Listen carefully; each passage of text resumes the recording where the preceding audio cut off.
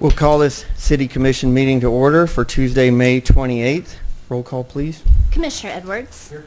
Mayor Hendricks. Aye. Commissioner Van Oster. Aye. Vice Mayor Faulkner. Vice Mayor Faulkner. Here. Commissioner Maples. Here. All right, next up we have the invocation, please, by Pastor Yves Kinagwa. All rise. Yes, thank you. Good evening, everyone. It is so good to be here, and I'm so really grateful to be invited here. My name is Yves Kinangwa, and I'm the pastor of the Coffeyville First United Methodist Church and the Edna United Methodist Church. This is my third year, finishing my third year of ministry and starting my fourth in July. And it's my third time to be here, I think. So, and I'm thinking my time here, just for the prayer at the City Commission, has become like a reminder of how long I've been here. So I am just so grateful. And I have written these words for this liturgical prayer as I was thinking about you and all the wonderful work you do here in this city, and as I was thinking about all the people. And I'm thinking God's word is never a frozen word. I believe it's a word which is not just warm, but it's hot. It's working and it's very active. And at the same time, I believe, when I think about God's word, I cannot think about the museum, for example, where there could be wonderful history and artifacts that have been conserved for a long time. I rather think about something which is very active and which is working for now. So just to let you know, some of the word we pray together tonight may be a sign that God is saying something to us as we are saying something to God. Amen? Amen. So I would like to pray with you. I'll give you a few instructions. So the response number one will be, if that's okay, this side. So this is the response number one, plus this side, because we don't have a lot of people this side. You are the response number one, and then the response number two will be this side. And we have the words on both sides of the paper. Is that okay? All right, let us pray. O God of every providence, you give us life and sustain us in every step, even when we are not aware of it. I stand here grateful for each of us who gather here tonight in the business of serving the people of this community. We are grateful, O Lord, because before we are, you were, and therefore may you always go before us in this work. At this particular time of life, may our community experience your wonders and greater depths. May we contribute to the advancement of this community in a way that blesses us all. Gracious God, every position of decision-making and power we hold, we owe it to the community first, but ultimately to you. May we be humbled by this, cultivating unity, mindfulness, fairness, and kindness in everything that we do. So help us, Lord, to love you well by loving our community and all whom we encounter in the course of our work. Come to us, a wise teacher, making every moment a learning opportunity, a wonderful counselor, ensuring we make good decisions, and a supportive friend on whom we rely in all our dealings with each other. Remind us that our treatment of one another is the greatest evidence of your presence in our lives. Therefore, give us the patience to listen to one another, the humility to learn from each other, the compassion to consider the community needs as our own, and the grace to be stewards of your loving and transforming presence in this community and beyond.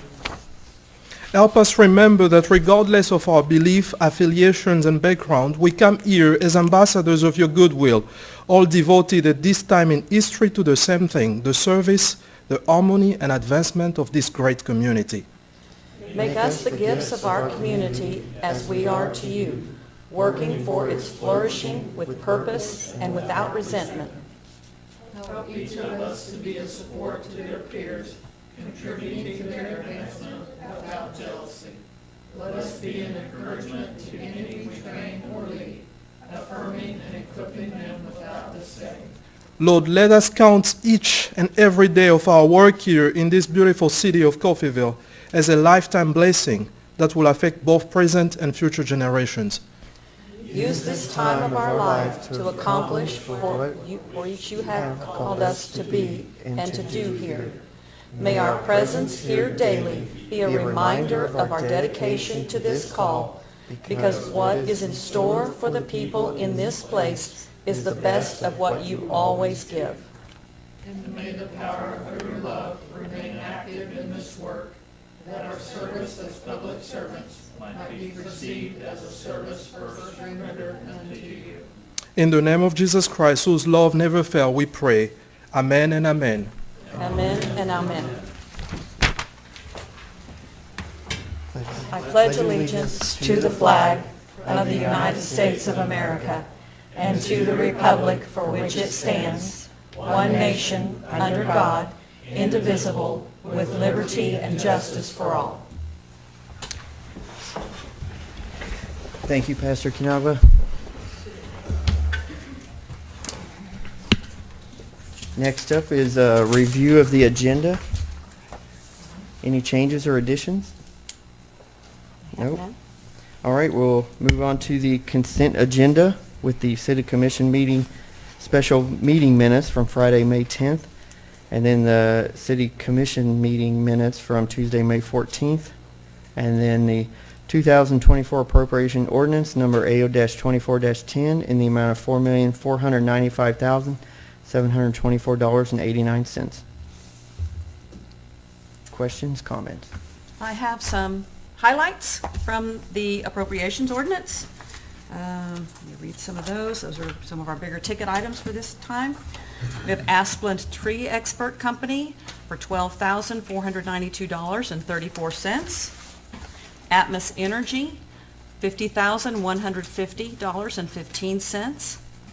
B&L Electric, those are to change out some poles on South Buckeye, $200,667.39.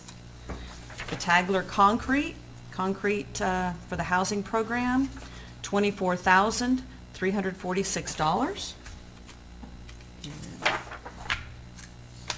Dunks Discount Auto for a 2011 Shelby Silverado for $12,900. Kansas Correctional Industries for park benches, tables, and trash cans for $21,295. Kansas Department of Revenue, $47,593.80. Republic Service for trash, $38,640.93.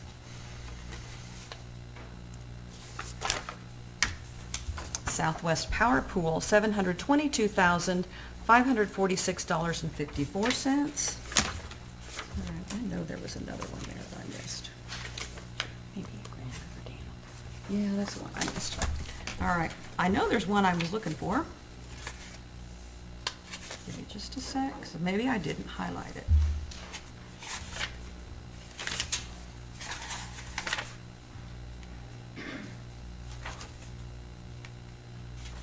Ah, there it is. Grand River Dam Authority. That one was $2,654,827.77. And then our payroll for this period in the amount of $484,916.61. All right, thank you for those highlights. Any questions or comments from commissioners? Okay. Motion? I'll make a motion to approve items 1 through 3 of the consent agenda as presented. I'll second. Motion is made by Commissioner Van Oster, seconded by Commissioner Maples to approve items 1 through 3 of the consent agenda as presented. Mayor Hendricks. Aye. Commissioner Van Oster. Aye. Vice Mayor Faulkner. Aye. Commissioner Maples. Aye. Commissioner Edwards. Aye. All right, next up is the appropriation ordinance number AO-24-10A to Ishams in the amount of $20.77. I'll move to approve. Second. Motion is made by Mayor Hendricks, seconded by Vice Mayor Faulkner to approve item 4 of the consent agenda as presented. Commissioner Van Oster. Abstain? Vice Mayor Faulkner. Aye. Commissioner Maples. Aye. Commissioner Edwards. Mayor Hendricks. Aye. Next up, we have comments from the public. Any citizen desiring to address the commission shall be recognized, advance to the podium, state his or her name and address for the record, and then comments shall be limited to 3 minutes unless extended by a vote of the majority of the commission. My name is Ron Scroggin, 211 West Martin Street, Coffeyville. And I come to you today with a very grateful heart. We were recipients of the Paint the Town, and we've only lived here a couple of years. We were already over budget in the house, in the interior of the house, which made us short on the exterior of the house. But when this came available and I was made aware of it, well, I'd never applied for a grant in my life. I didn't know how that would work, but it worked perfectly, and they advised me very quickly that we received it. So I certainly appreciated that. I didn't want to turn my blessing into a curse because it's very easy to do so, and so I tried to keep it very very straight line on it, and not to expand it much. I just do my windows, wood windows. They had to be all recaulked and so forth, and then paint above my porch to get some color on the house. And so we started doing that, and it was great. And as we did, we realized that it was expanding out a little bit. So I thought, well, if I could do the porch, I could do the windows. If I could do the windows, I could do the wrought iron, which was on the front of the house also. And I went to my neighbor, Joe Brooks, and I told him what I was doing, and I had this grant. And so he applied for that grant also, and he received it. And he started painting just the other day. Well, he's my next door neighbor. So I went to my other next door neighbor, who is which is Linda and Chuck McFate. And so because his house is in perfect shape all the time, but his garage was needing some paint. So I told him about it. I said, oh, I'm sorry, well, the garage isn't included.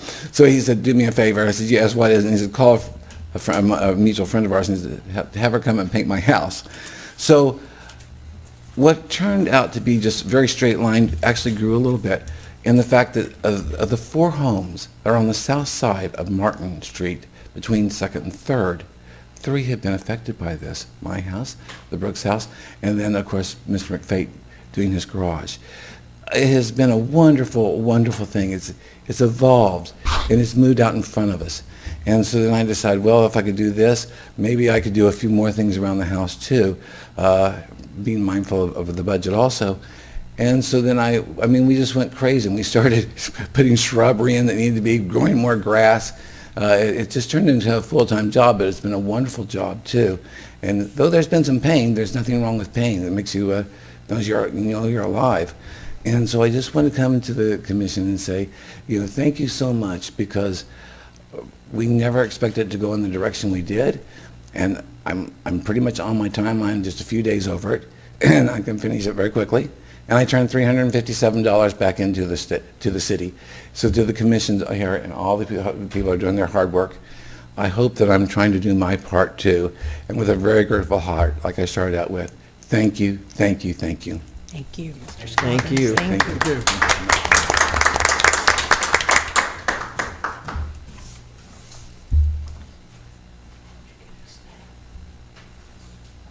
Any other comments? Okay. We'll move on to the next agenda item, and that's a public hearing to consider a CDBG grant application on behalf of Robert and Denise York from the Kansas Department of Commerce. Director of Bonds and Grants, Amber Dean, will make comments. Hello, Commissioners. Hello. So we are here to have a public hearing tonight for the CDBG Commercial Rehab Grant for Robert and Denise York. This grant will provide necessary repairs to their building at 115 West 9th. It'll repair their structural issues on the front of their building. The grant amount is $86,000 with a match of $35,000 provided by the Yorks. With this public hearing, we'll be passing 2 resolutions. One is a resolution certifying legal authority, which says that we're allowed to apply for this grant, and it dedicates the $35,000 from the Yorks. The second resolution is designating this building as blight. It's a requirement for the grant. It's one of the threshold items. We have to address code violations for this grant.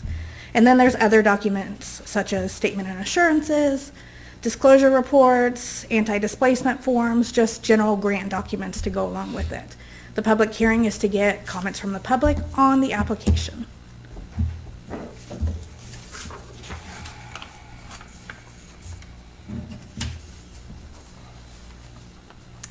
Okay, right now we'll open the public hearing to receive comments regarding this grant from anyone. If there are no comments, we'll close the public hearing. Okay, Thank you. thank you. Thank you. I'm going to go ahead and Very stay up good. here because I got the next couple things. Right. So the next, Question. How many of our downtown businesses, property owners, have applied for this grant?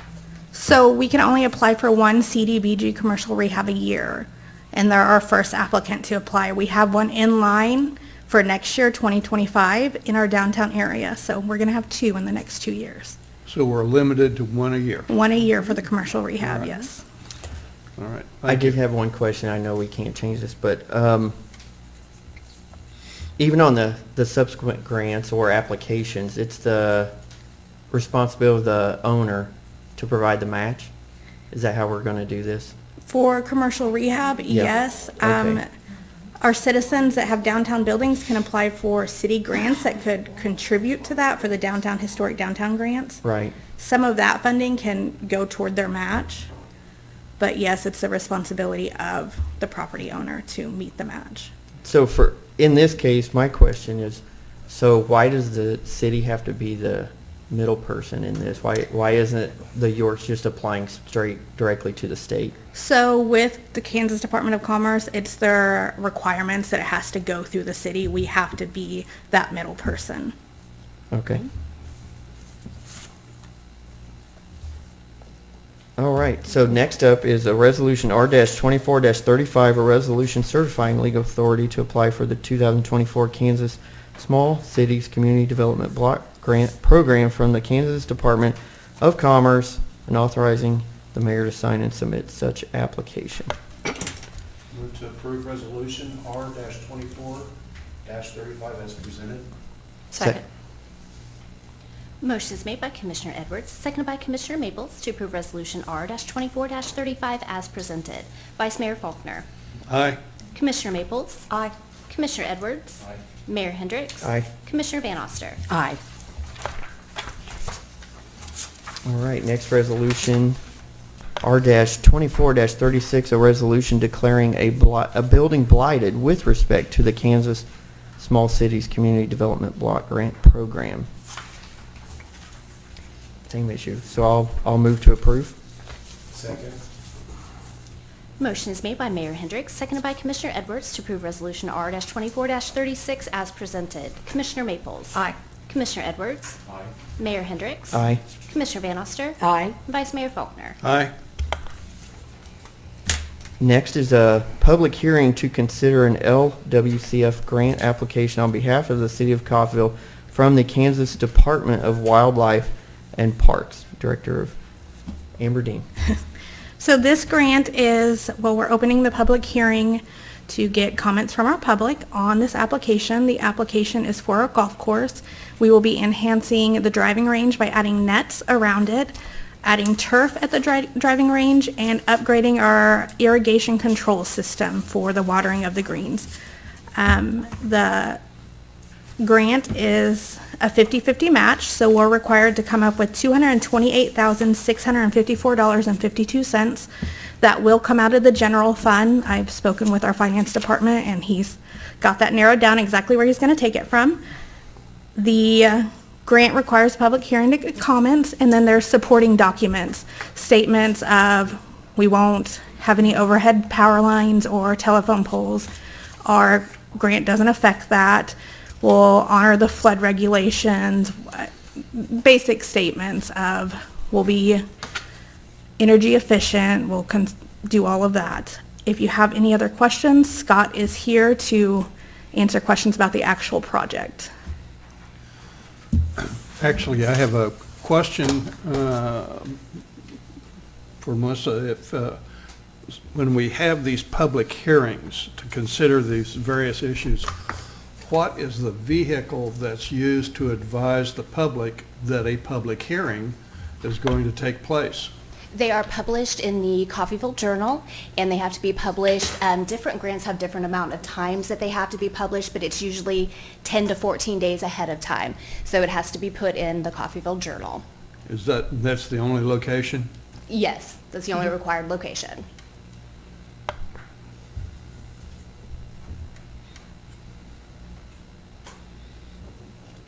All right. I will now open the public hearing to receive comments regarding this issue.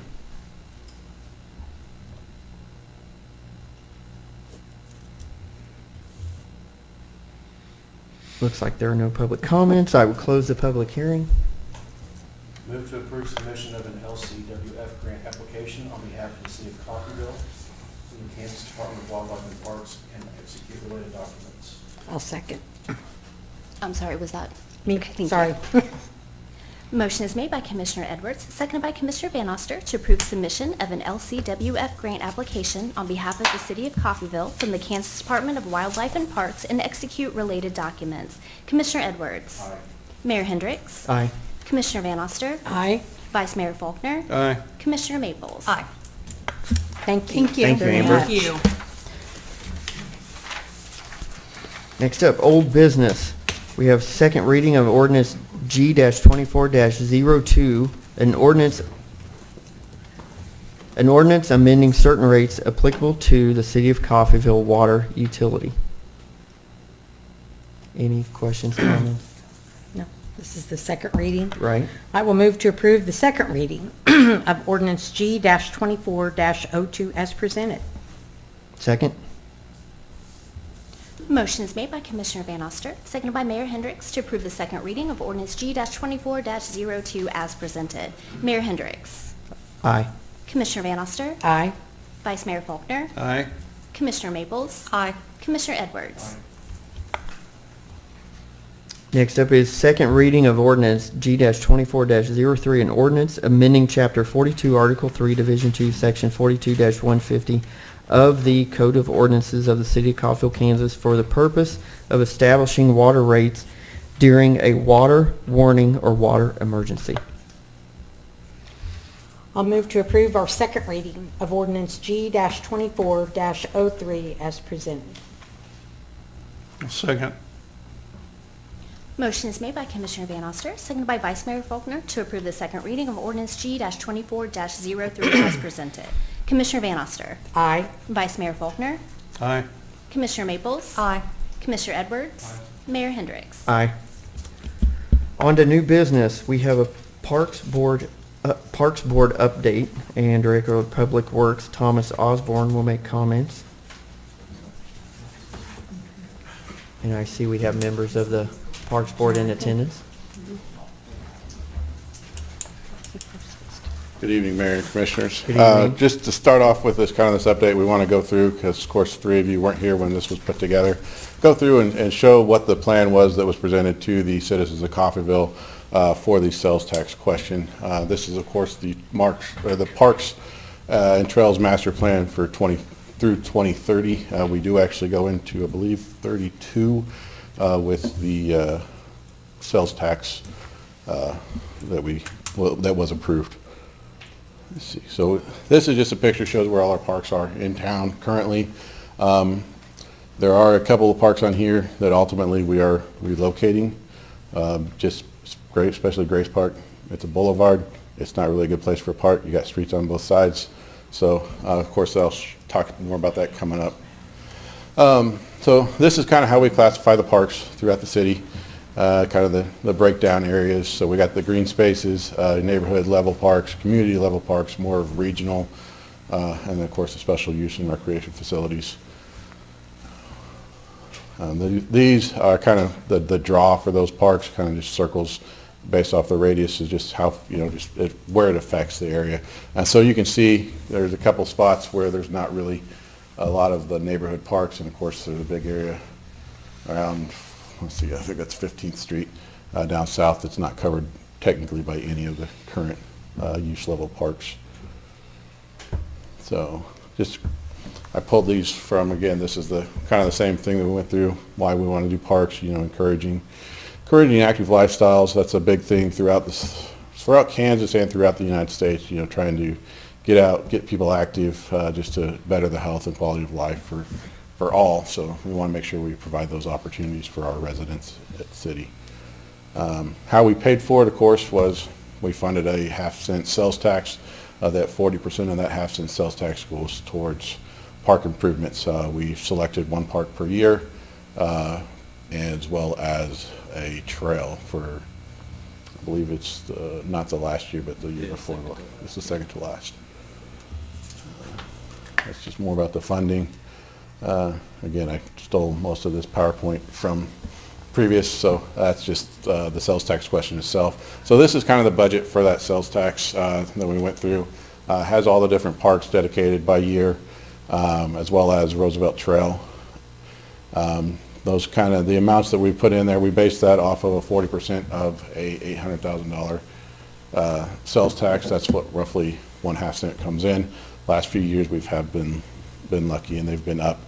We hope that continues because just the more sales tax comes in, the more we can move towards parks. Not necessarily all the funding that we bring in per year will go to that year's park. Some of that's going to be held over for some of the larger parks to be able to do larger projects on those parks.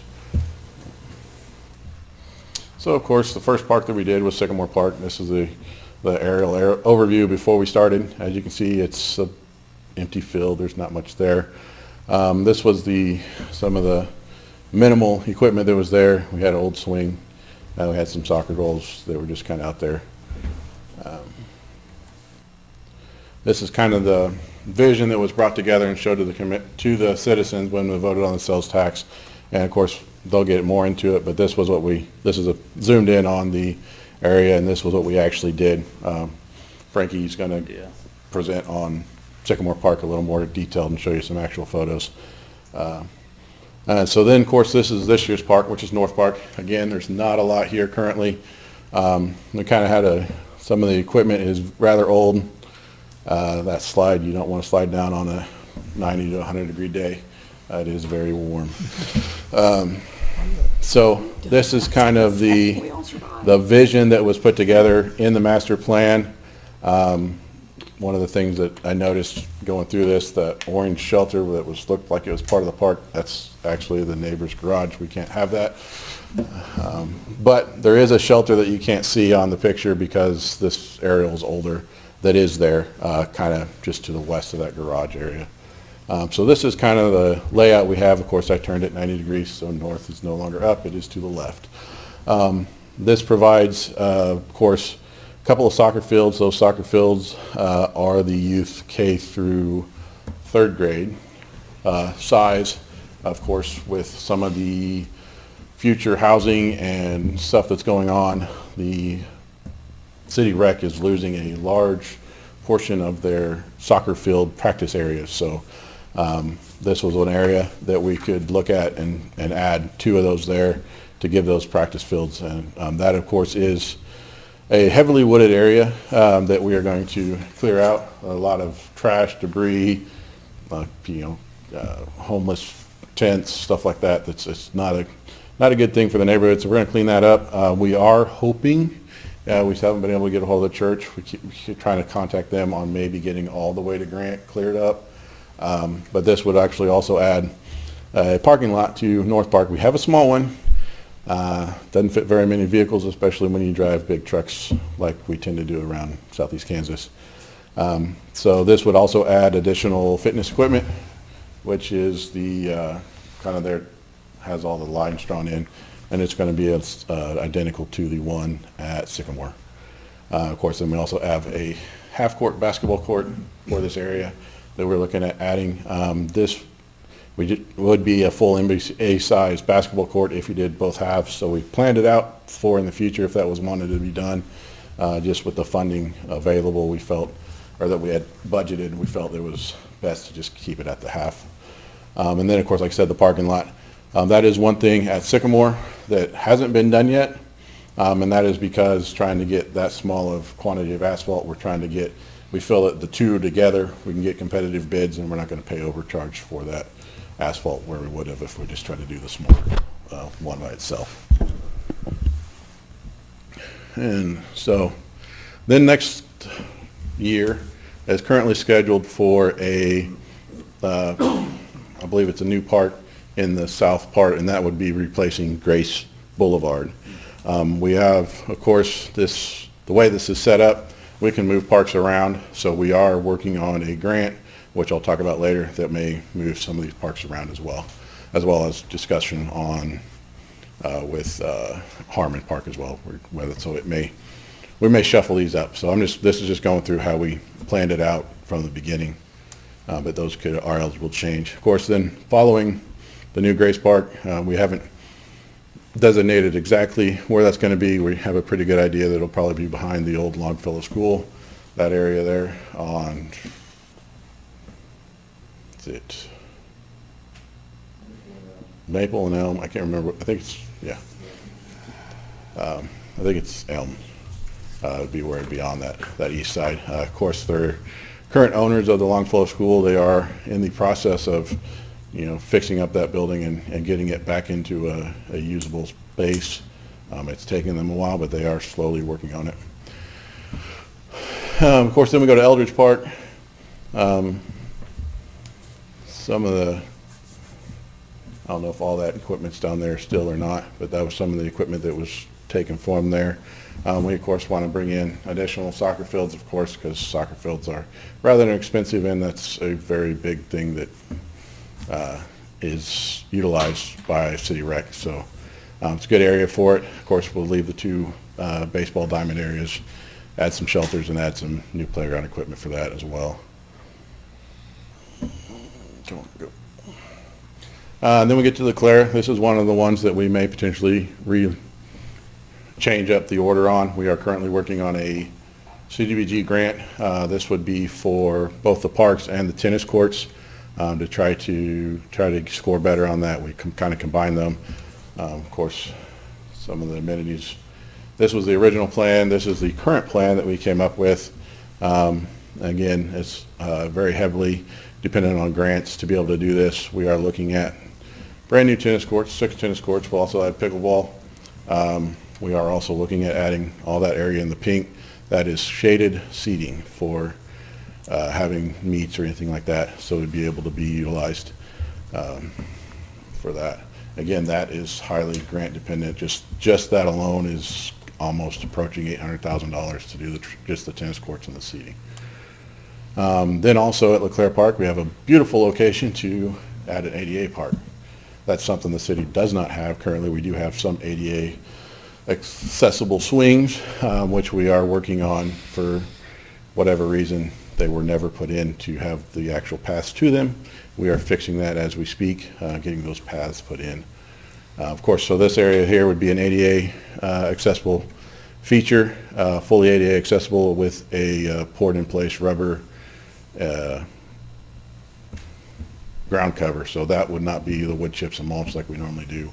That would actually be a poured-in-place rubber type system to enable wheelchair accessibility for that area. There's also, I believe, can't remember, I think like 15 exercise stations that were going around the track. The ones that circle that ADA area on that track, which largely is ADA accessible, it's got the proper slopes for the most part. Some of it would be a little tough, but it's not too out of compliance, so that could be utilized. But those, I believe there's 4. Those 4 areas are ADA fitness equipment. So it's not it's actually designed for having the ADA accessibility come up to and utilize. So then we go on to, is this Harmon Park, I believe? So this is Harmon Park. This is some of the photos there in Harmon Park. This is also one that we are looking to try to relocate if we can, and be able to kind of get it away from the refinery because they about have it boxed in at this point. So we're still working, I believe, with Paul on getting all the details to be able to potentially deed that to CVR, with CVR giving us a new location and helping to create what we're going to call Harmon 2. We have some very preliminary concepts of that, so but I did not include any of those in this. Do what? Okay, sorry. Sidebar, okay. So this is kind of the preliminary that was, if we were to leave it there, that was presented to the for the sales tax. Again, we have a couple of very small kiddie soccer fields, redo the basketball courts and or the tennis courts, and then there's some pickleball going in there as well, looked like. Then we have a new Central Park area. Again, this area has not been designated as to exactly where it's located. We just have some placeholder numbers in that part of the plan, just to address the very center of town. We got a lot of close housing together. It's a very tight, densely populated area. Why not have a neighborhood park in the area so kids can not have to walk all the way to LeClaire or all the way up even to Feaster to the Aquatic Center. And of course, then we go from there. Next to the last day is, of course, next to the last year of the sales tax we had dedicated to Roosevelt Trail. There is quite a bit on Roosevelt Trail that needs to be addressed. Some of the structures and as far as that goes, and then just some benches to make sure that that trail is kept nice and being able to be utilized as a nice. It's a very nice nature walk trail, although it's quite the hike up. I prefer to go down. That's me. I'll go down, you pick me up, and then you can walk up, and I'll drive around and pick you up top. That's how that works. And of course, we have Walter Johnson Park. It's the last park last but of course not least. We want to improve that area. If I can get the button to work. Some of the play equipment out there, it's in really good shape. Some of our newer stuff is there. Not the newest, of course. The newest stuff is on Feaster and Sycamore. Of course, don't want to forget Sycamore. We just did that. So this is kind of what we're looking at there, just to add some additional shelters, redo some of that play equipment. And again, this was what was designed through the sales tax presented.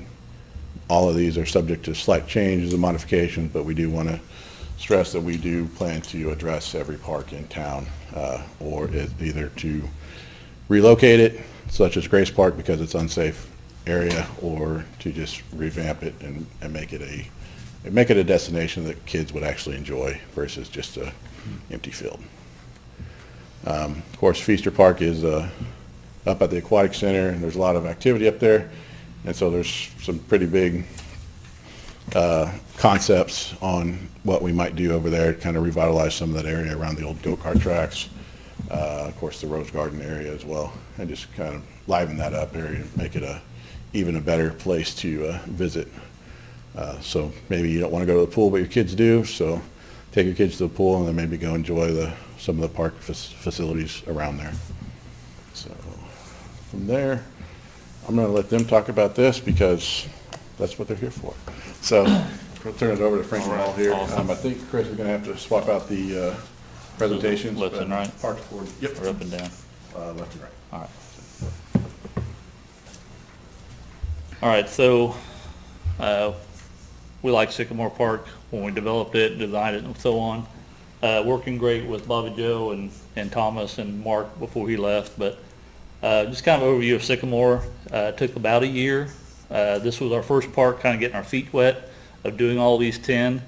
We didn't want to bite off more than we could chew, so we thought we'd start with Sycamore Park, and we think it turned out fairly well. So this is looking at it from across the street toward that church, looking back to the south.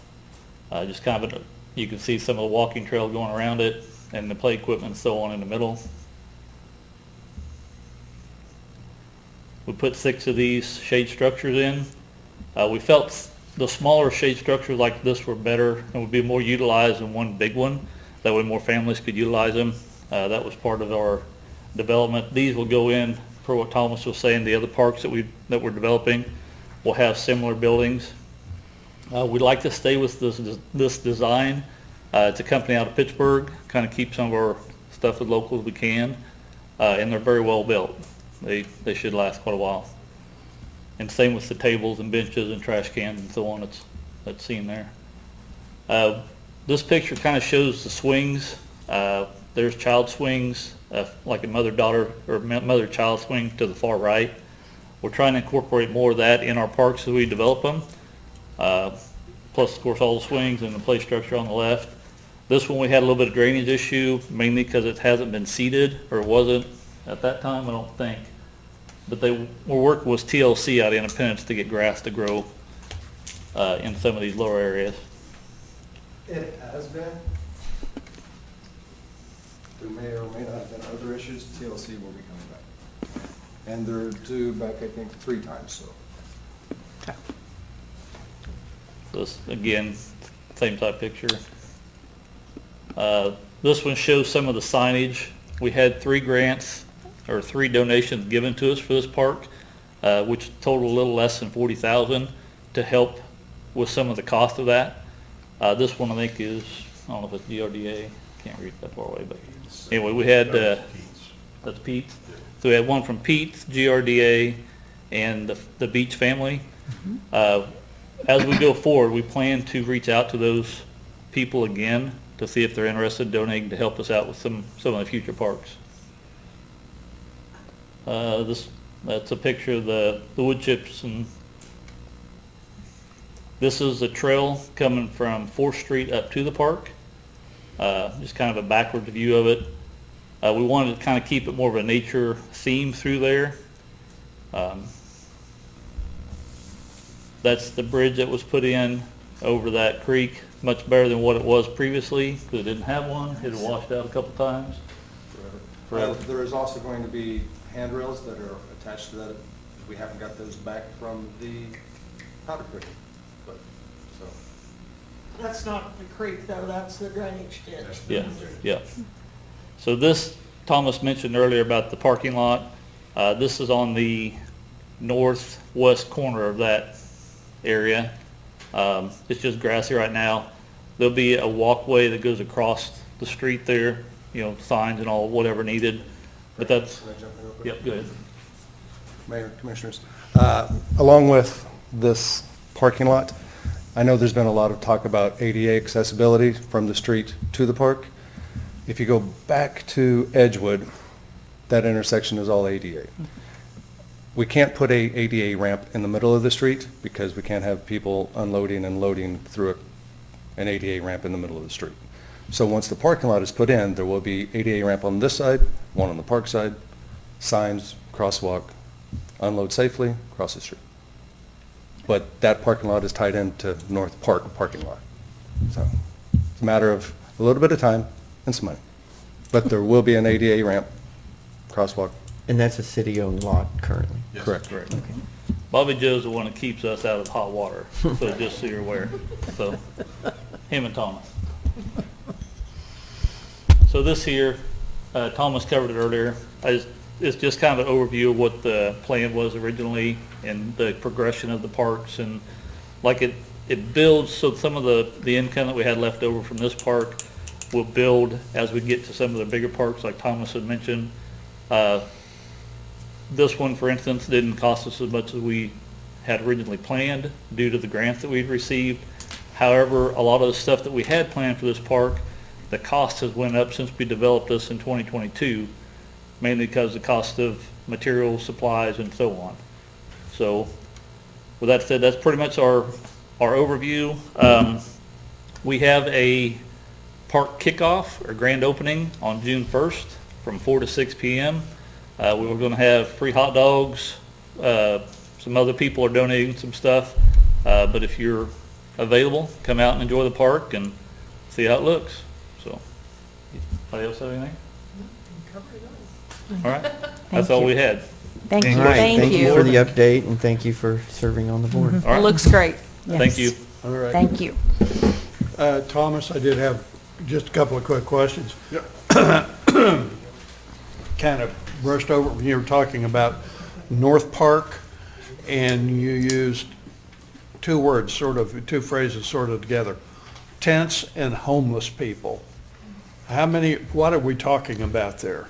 We've got tents, we've got potentially needles, we've got trash dumps. It's very heavily wooded, all sorts of, nobody knows really what could be in there.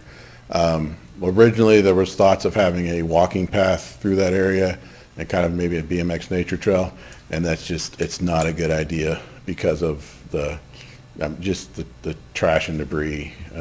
It's just not a safe location for that. So by getting rid of all of that, taking care of the trees, and like I said, that's why we're trying to reach out to the church and potentially get all the way to Grant.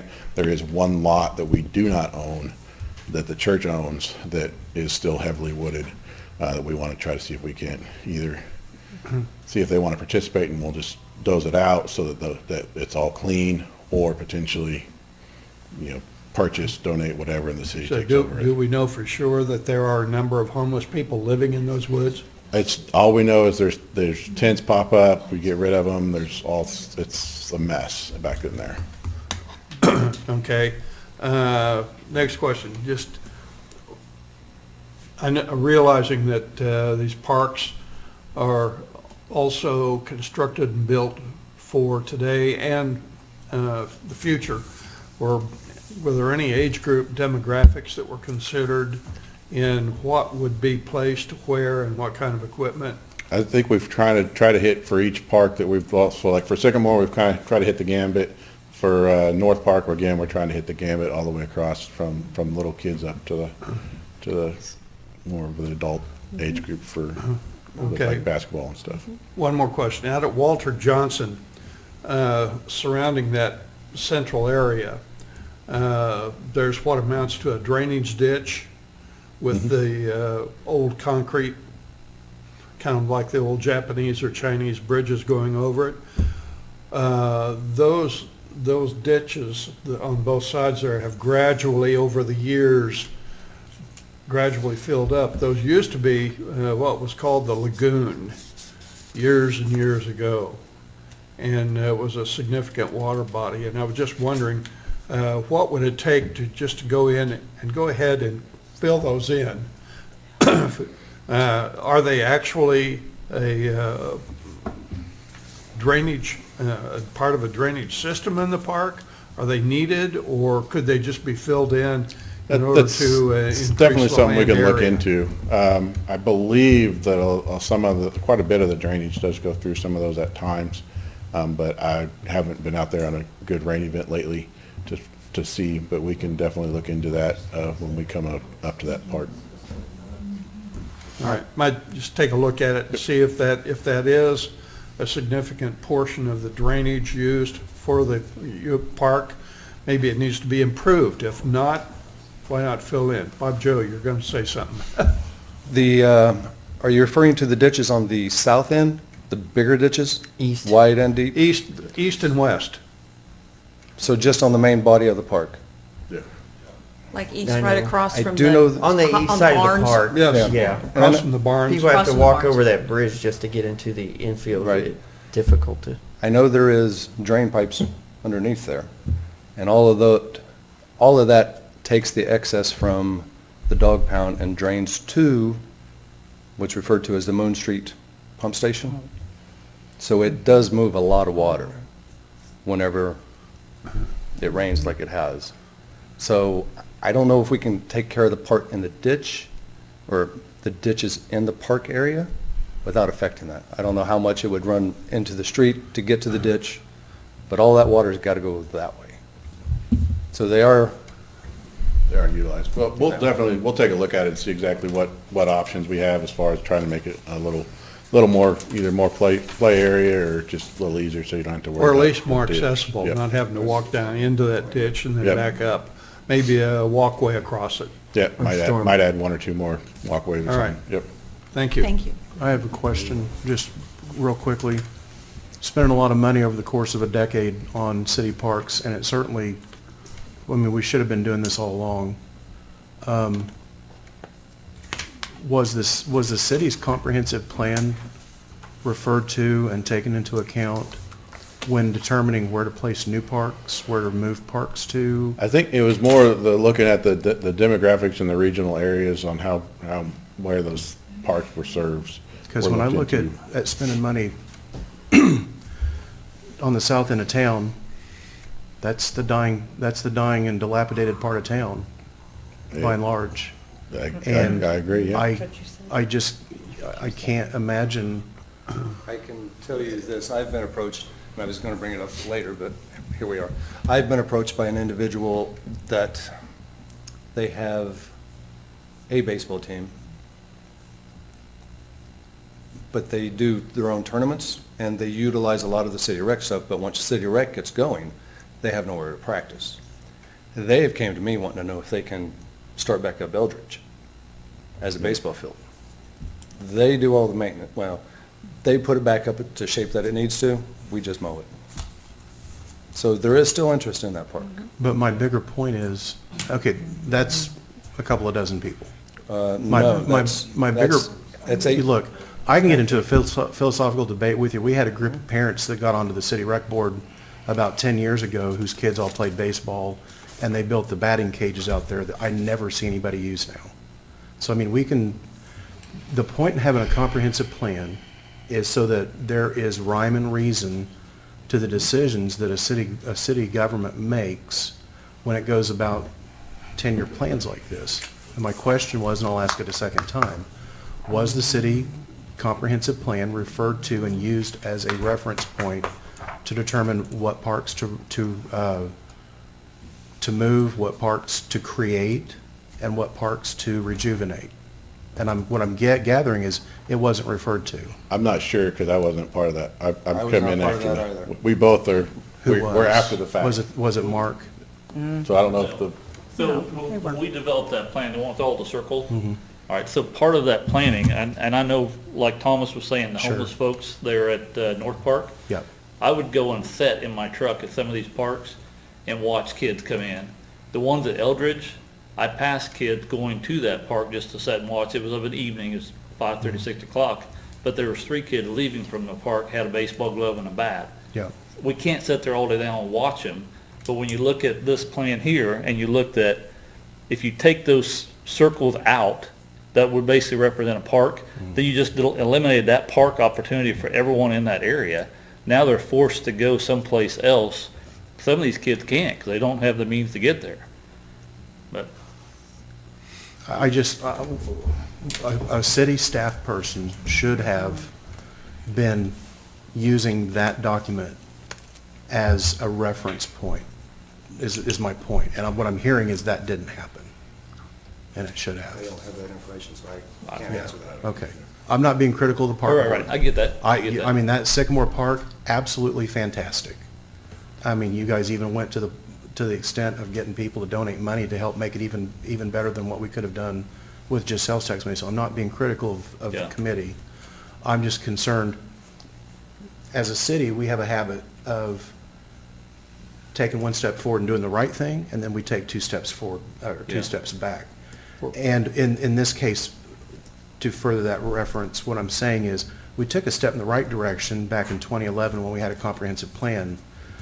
We paid good money to have a comprehensive plan drawn up by some professionals. And I'm not gathering that it's been referred to as a reference point for some of the decisions that were made for the parks program. I'm not saying we don't need to invest in parks. Clearly we do. And I've read that binder. It's a big, thick, 3-ring binder full of information. Independence just spent money to update their comprehensive plan. We have a habit, the city does, of doing something like getting a comprehensive plan and paying good money for it, and then we print it off, we put it in a 3-ring binder, and we put it on a shelf. And it sits there for 20 or 30 years until somebody else comes along, usually a new city manager, and says, hey, you know what we need to do? We need a new comprehensive plan. And my concern is, we either need to quit getting comprehensive plans, or we need to actually refer to them when we make 10-year plans. Yeah. This I is one can't of the, speak to say that it was Yeah. or wasn't reviewed it. Yeah. I know when we would meet on the weekends with Mark to develop some of this, yeah, he may have looked at it, don't know. okay. It wasn't really addressed to us. And he also stated that these parks were planned around this new housing plan and was being funded as well. Yeah, That part there of were- the- There were plans Yep. to develop housing, and these parks would complement that, is Okay. what we were told. Yeah. Yeah, and Okay. what we found though, just with Sycamore, like I said, it's kind of our experiment. Yeah, Sycamore wasn't used very much before, 'cause it didn't have much there. And now it is used all the time, because Sycamore had a swing set, a place to play soccer. I saw kids out there playing soccer all the time. Yeah, it's probably quadruple with the number of people that are in that park now. We're hoping Eldridge might be the same, that there's some stuff there, it's old, it's rusty, it's not real. It's old, it's Yeah. decades-old equipment So that needs now if we replaced. develop that plan, or develop that park, Yeah, it's like you develop it, they'll come kind of thing. yeah. Well, and just as this gentleman was saying, how his painting his house had an effect on Sure. his neighborhood. Yep. And so we hope that by investing in these neighborhoods, that it will have a positive effect on them. Yeah. And give them a sense of dignity, Yeah, a sense of equity.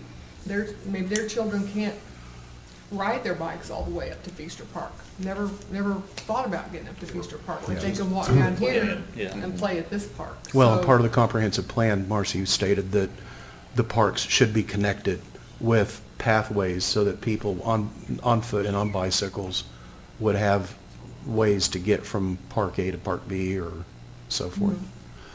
So your point is well taken. And I we understand are what you're working saying. towards that, I will say. It's a very long process. You're talking miles and miles and miles of trails. Mm-hmm. So we're constantly applying for the transportation alternatives. Sure. We are connecting a few parks already. We have Sycamore Parks connected. We will be connecting Leclerc Park. Mm-hmm. That's actually all connected all the way down to downtown, fully ADA accessible at this point. So we're working on those as I we appreciate go. the work the committee's done, because this has been a thankless job in the sense that y'all have been playing catch-up, because for so many years, this was a very neglected part of our city. And you're taking a pot of money that isn't, it's a substantial amount of money compared to what we used to have, but you're not only trying to. It did not used to be a parks budget. Well, that's my point. But you're not only trying to do good for right now, you're trying to catch up for stuff that wasn't done for, Yeah. in many cases, 30, 40, 50 years. Some of that equipment is just, like down in that little park down there between the two streets by the Brown Grace. Mansion. That equipment is, I remember playing on that equipment when I was 12 and my aunt lived right down the street by the railroad tracks on Eldridge. That's the same equipment. I'm amazed it's even still working at all. So I appreciate the work that the committee's done. I keep hearing good things about this I group. pulled Eldridge back up just because we're kind of mentioning that area. Yeah. And you are correct, that area is, one of the things that we do want to try to do though, is like you said, you build it, they will come type of thing.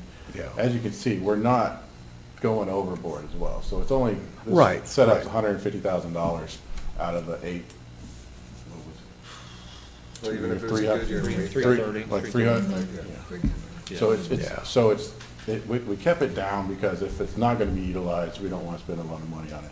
But at the same time, we are serving that whole neighborhood in that area with something that isn't dilapidated, isn't potentially dangerous or hazardous to them. So we're Modern taking something that equipment. is, we're limiting our liability by bringing those up to date. Yeah. In terms of the youth demographics down there, having been a Wednesday night church youth group bus driver, I've been down in that area and picked up and dropped off a considerable number of children. So there is a significant number of children down in that area that would be able to utilize a park in that area. And along with this plan, I appreciate the fact you're considering things that we have to work with the city rec on with practice fields. If the plan goes through, they will lose a good That's chunk all of of practice, them. soccer Yeah. practice fields. Just about all of And them. Yeah. we need to have that, and along when you think about Little League Baseball and T-ball, they need other places to practice too. So I'm glad for consideration of that. Anything to get kids off their iPads and iPhones and out and playing and extra. Out moving. Thank you all. Yeah. Thank you Thank you very for the much. Very report. much, appreciate it.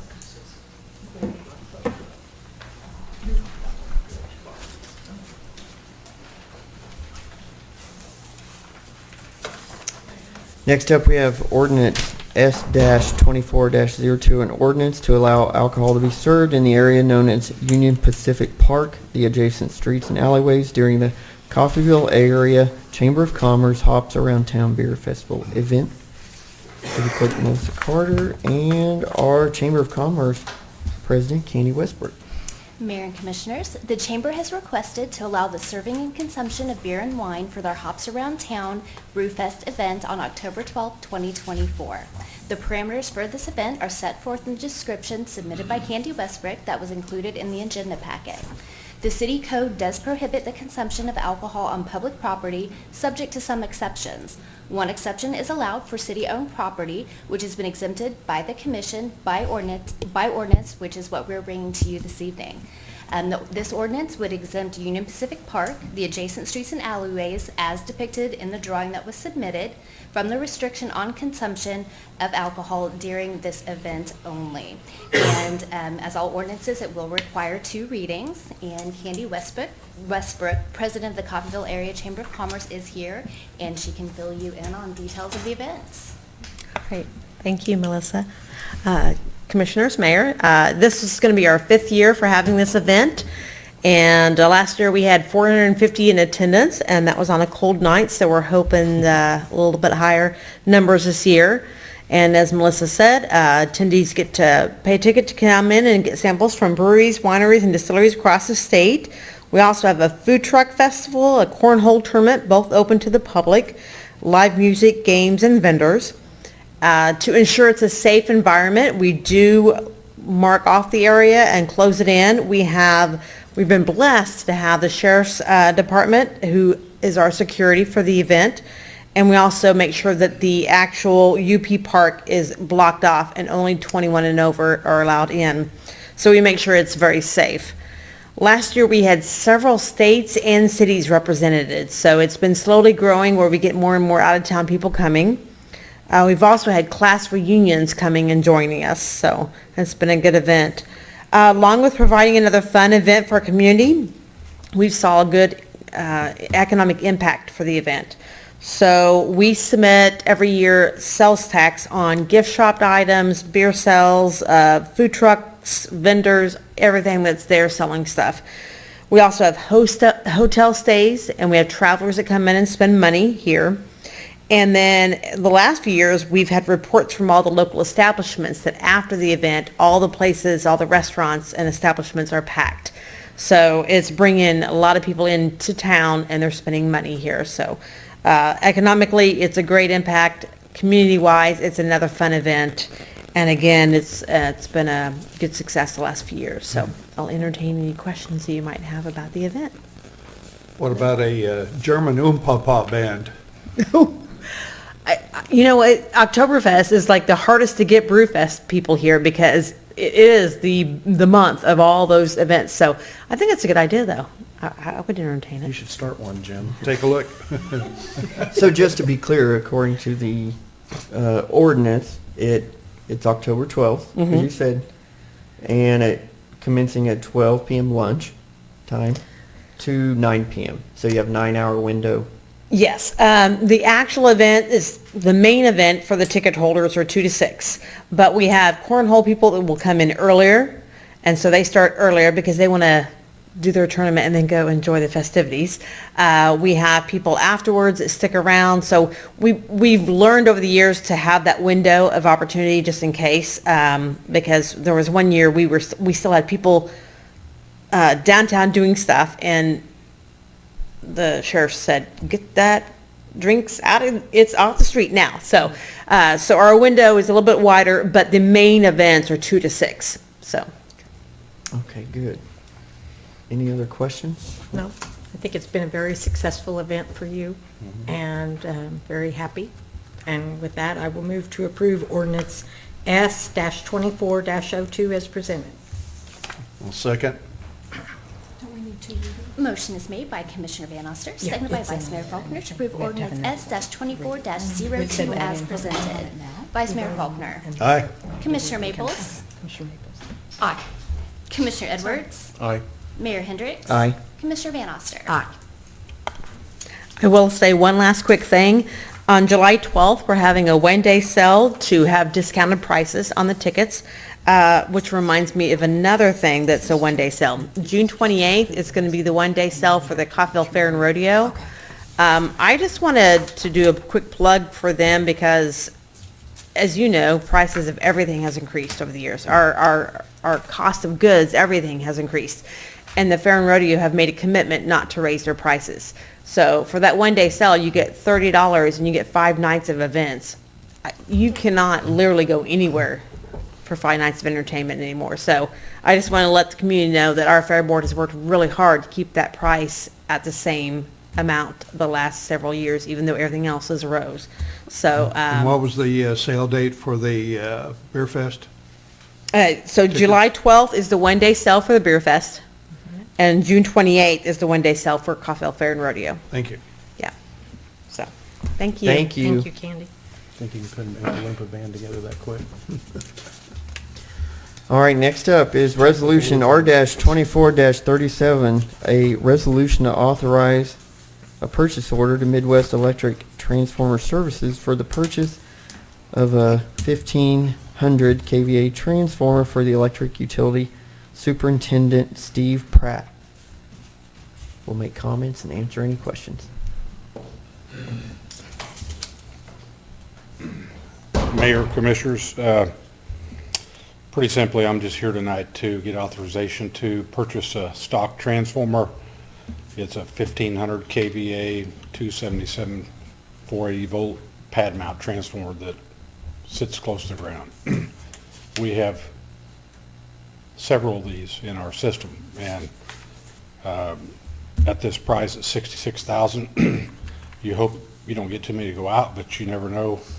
Lightning storms, John Deere, we have 8 of them sitting out there. So the company that I'm looking at, I thought I would explain a little bit.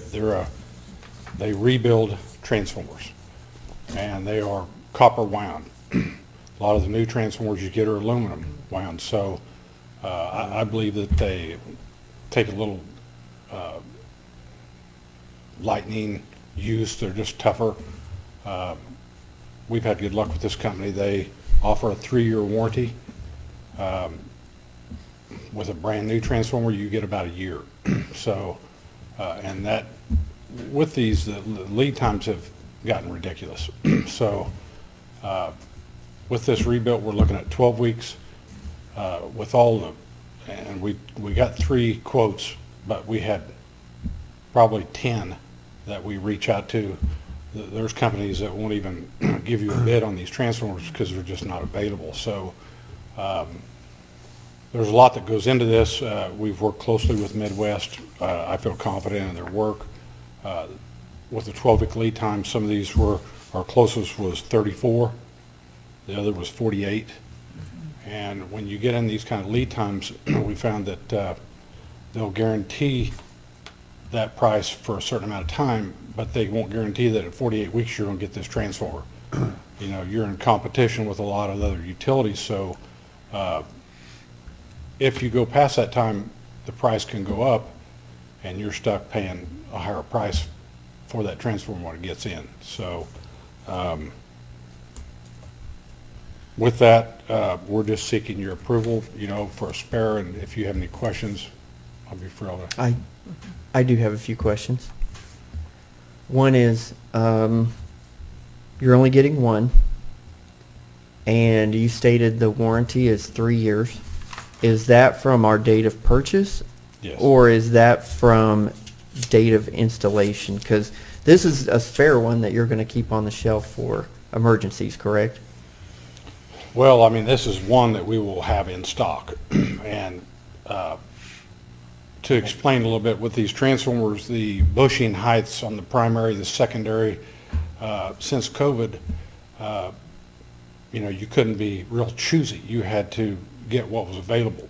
So when you change vendors with ABB, whoever it is you're getting it from, it requires you to possibly lengthen your primary, your secondary, shorten things, and we've just kind of gotten to a point where we can't just keep one style of transformer, but the time of installation, by the time it goes in, would be what I would consider,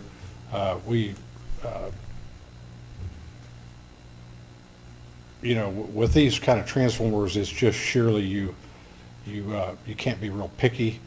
But I guess that's what I'm asking is, when does the clock on the warranty start? When it's delivered to the city of Coffeyville, or when Yes. it's installed? So we may not have to install it or use it for 6 months or a year or maybe even more. And is it possible the warranty runs out on it before we even install it or use it? That's a possibility. I mean, I would. I mean, you're confident they work. Yes, I mean, these are pretty tough, durable, these things put out a lot of amperage. We've had some at John Deere that's lasted for a long time. Yeah. But you could have two fault, Right. recently. So that's my second question is, how much did this cost 10 years ago? This same transformer 5 years ago might have been in the 38 to 39,000 range. 5 years ago. So it's doubled. So if it's probably anticipated it's going to keep going up. So my question is, and you said we have different styles of transformers, but should we buy 2 of these? Well, Are there I've other got- transformers we should be buying now to save $20,000 4 years from now? The one thing I thought I'd share is we had one that was destroyed down on Reed Street. We took it in, I thought it was going to be a $12,000 fix. It ended up being a $52,000 rewind job. So that's one we're going to have to be put back in stock soon. Then we had another one that was leaking oil that we had to take one out of stock to replace it so they didn't have an issue. So we've never gone, I don't like to keep less than 3 once we get all these back. It's just not a good idea, because with the sheer lead time, if I could have 10 of them, I'd. Yeah, that's my question is maybe we think, Give me authorization for. Go ahead and start thinking about that is, if these costs keep going up and up and up, start thinking about maybe having more transformers in stock to save us money 4 or 5 years from now. And you just have them, if the lead time was 2 weeks or 3 weeks, that'd be different, but you're saying 48 weeks, that, if you need one, And that's not gonna work. We waited for one transformer over a year. Maybe we So- need to start building transformers. I'm kind of half serious. But it's something to think about. I fully support what the mayor just said, because in a previous life, having been a squadron maintenance officer, shop spares were absolutely critical when you're 1,000 miles from land and you can't just run to the store. So Right. if we need to have transformers on site, a mini stockpile, if you will, and in the process, we can save the city $100,000 or $200,000 5 years down the road, then perhaps we ought to look at it. Yeah, and I don't know if the supplier would agree to it, but could there be possibly an agreement that the warranty clock starts on installation date? Give us some grace period for the ones we get in Reed and stock. check into that. I told him I would call him tomorrow. I thought I would also tell you that since COVID, we have went through our entire system. Any transformers that were not being utilized, we took down. We put in stock. When one went bad, we had it fixed. These companies used to be really who municipals and REAs used a lot of, and since COVID, your private utilities are now in competition on rebuilt transformers. I used to get these for a quarter of the price of what a brand new transformer would cost, and it would be copper wound. So the hidden secret changed when the industry changed that just the amount of transformers weren't there. So I've been persistently keeping real close track of our inventory on all transformers.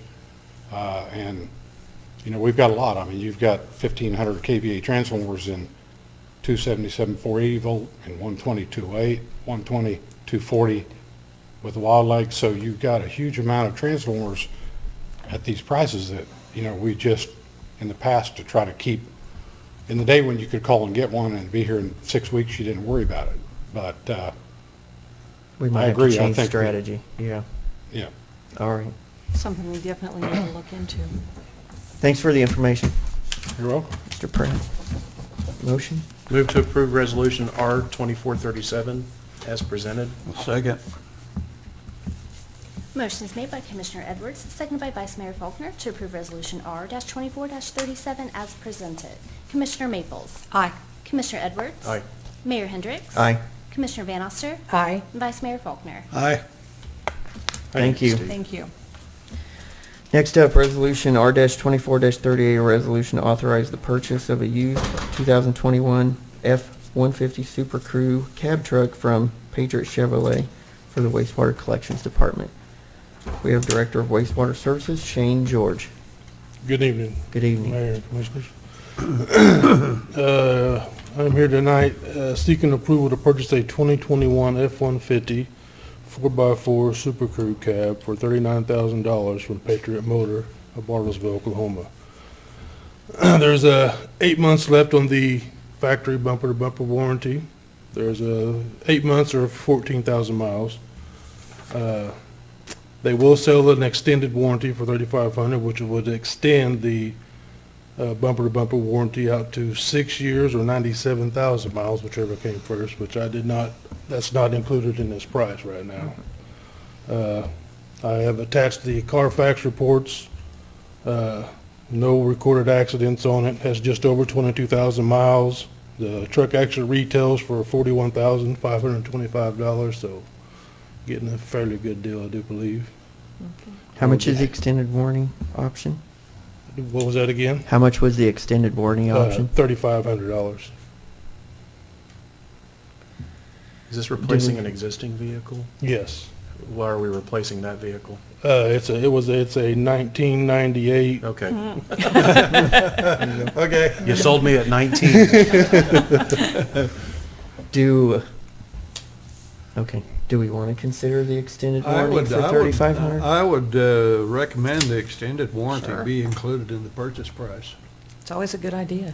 Yeah. 6 I years. could do it. You said it extends it to 6 years and what? 6 years or 97,000 miles, whichever comes And it's first. got 21,000 on it already. Yeah. And that, is Yeah. that an extended warranty only serviced by the dealership or by anybody around here? I don't know that. Well, Okay. if it's a Probably by the dealership, it's just dealership. 35 minutes away. Well, yeah, on a major thing. Yeah. I, Right. It's Okay. always Probably dealership only, I would think. I would say do that. I will. Yeah. I would agree. Okay. Move to approve Resolution R 2438 with the extended warranty. Second. Motion is made by Commissioner Edwards, seconded by Commissioner Maples to approve Resolution R-24-38 with the extended warranty. Commissioner Edwards. Aye. Mayor Hendricks. Aye. Commissioner Van Oster. Aye. Vice Mayor Faulkner. Aye. Commissioner Maples. Aye. Thank you. Miss you in the neighborhood. Oh, did he sell his house? Yeah. All right. Next up, we have discussion and action on residency requirement for the city manager position. I will make comments. The city's residency ordinance requires the city manager, the current ordinance requires the city manager to reside within the city limits within 6 months after accepting employment, unless there are unique circumstances as determined solely by the city commission. In this case, Mr. Brubaker already resides within Montgomery County, and he and his family are settled into their current residence and enjoy living there. This was an issue that was discussed during the interview process and the selection process, and the commission was receptive to allowing Mr. Brubaker to continue to reside in his current residence rather than require him to move a few miles and reside within the city limits. Therefore, I move to waive the residency requirement for Ben Brubaker given these unique circumstances. I'll second. Motion is made by Mayor Hendricks, seconded by Commissioner Van Oster to waive the residency requirement for Ben Brubaker given his unique circumstances. Mayor Hendricks. Aye. Commissioner Van Oster. Aye. Vice Mayor Faulkner. Aye. Commissioner Maples. Aye. Commissioner Edwards. Aye. Thank you. Thank you. Next up is the city manager's report. However, In the That's you, absence isn't of it? Tim, In the you absence- get me tonight. Yeah. Well, we have been extremely busy here at the city, so I'm just going to give you a few highlights of recent things. As you're all aware, Big Hill Splash opened this past weekend. For opening day Saturday, there were approximately 450 attendees. Sunday is about 150 and around 250 on Monday. The new season passes are going over extremely well, and the addition of the debit and credit card machines and the tap to pay have been very well received. Shout out to Jared Powers, for him, the water department, and honestly all the departments coming together to get the pool open. It's a really all hands on deck, from human resources, hiring employees, to IT, making sure that the speakers and the computers and microphones and everything are working out there. Everybody came together to To you get putting it on open. Facebook. Well, and so the Memorial Day service yesterday at Veterans Memorial Plaza in Fairview Cemetery was absolutely beautiful. I hope everybody had a chance to go out there and enjoy that. Cameron Brinker, our cemetery sexton, and his crew had the cemetery grounds looking absolutely amazing. Thank you to the Coffeyville Municipal Band who organized the event, all the entities that joined in, collaborated, and really made Memorial Day special for Coffeyville. The Encode migration to the cloud is complete. The next step is for the documents to be merged into the Encode Content Manager, which will be happening in the next couple weeks. The Housing Department broke ground on the 9th Street houses for the first-time homebuyer program that was approved at the last meeting. The rebar has been set, footings have been poured, and plumbing sleeves have been installed. And please don't ask me anymore because that's all I know from the Housing Department. And lastly, we are wanting to schedule a work session with the commission. A variety of topics to be addressed, and Tim would like to have this in the next few weeks. So I'm just putting it on your radar that we will be reaching out to you soon for your availability. And that's all I have. Very good. Thank you very much. Thank you. Prior to the meeting, Commissioner Maples and I both commented on the fact that the Memorial Day ceremony out there was really nice. It was a morning filled with music. There was a flyover, and there were no long-winded political speeches made. So we were grateful for that. It was great.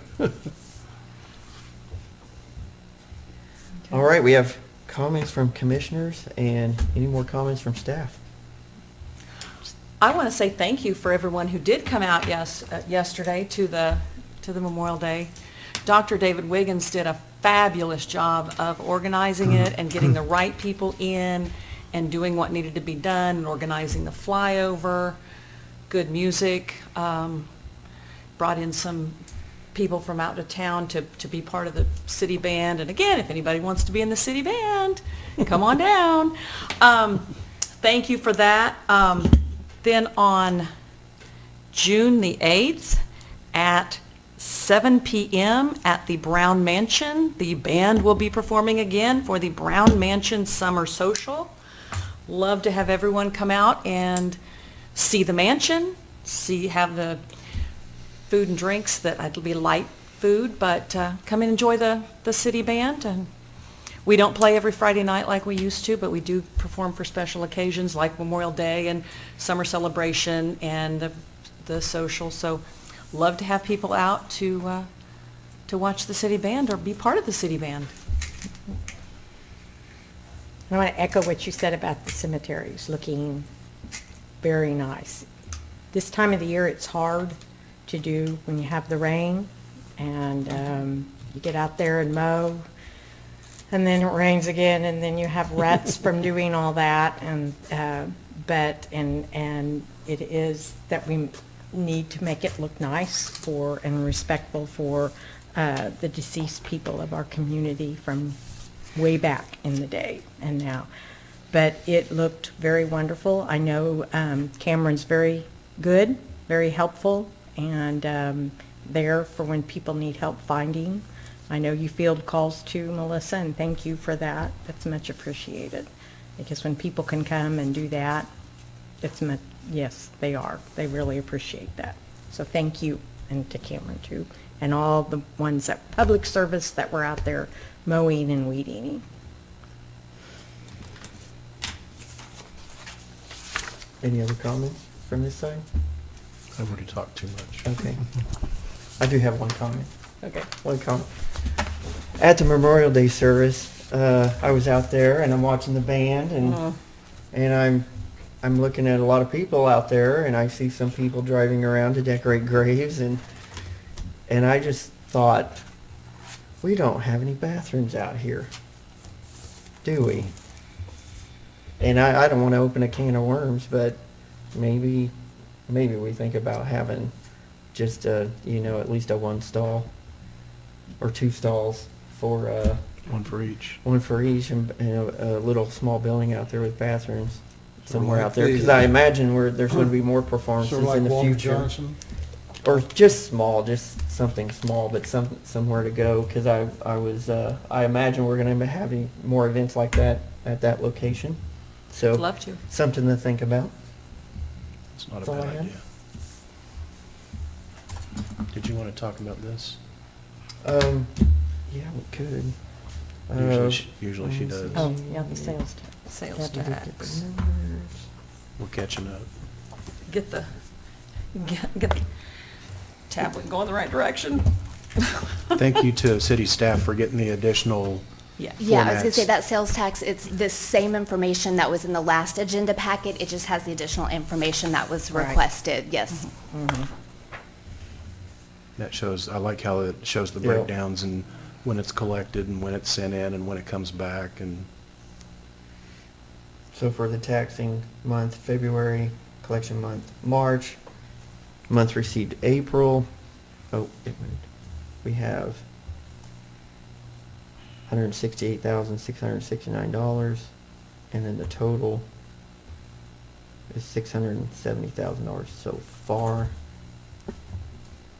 We still have the quarter cent, the half cent to kick in. It starts this It's month. already, It's already started. It Yeah, started it in started, April. so Yeah. we'll. started April 1st, so we haven't seen the results Yeah, yet. taxing Right. month of April will be received in May, and we'll receive it in June. Right. So in June, we'll see a different. Mhm. Yep. Okay. Looks like it's on track. move to adjourn? Second. Motion's made by Commissioner Edwards, seconded by Commissioner Maples to adjourn. Can I see a show of